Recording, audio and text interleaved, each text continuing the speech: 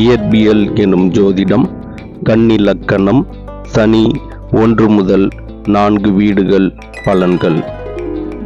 1ஆம் வீடு கன்னி. சனி நட்பு வீடு.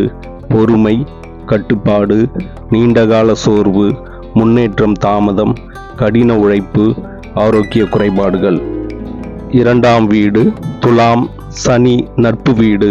சனி உச்ச வீடு.